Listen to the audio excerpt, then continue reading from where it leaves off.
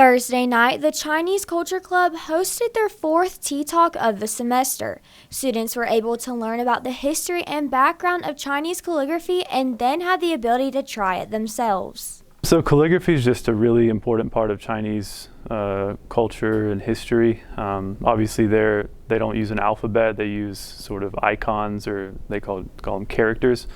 So it's sort of like a picture instead of using an alphabet. And so the characters over time have developed into a really unique, complex art system. And there's like certain orders of going top to down or left to right, really intricate details. Chinese calligraphy has turned into the art of handwriting. Students were able to practice basic words like love and leadership to create their own artwork. I learned Chinese before, but the thing is calligraphy is really different to how you write it normally.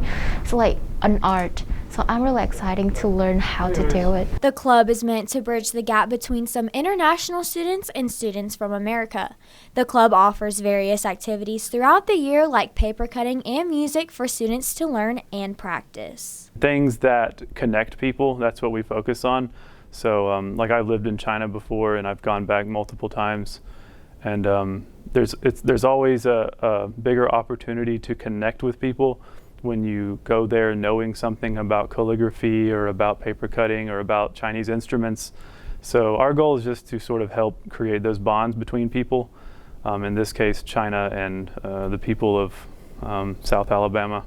Students and faculty can find out more information through their school email address or go to room 014 in John Robert Lewis Hall every Thursday from 6 to 7 p.m. Ava Jackson, Troy, TrojanVision News.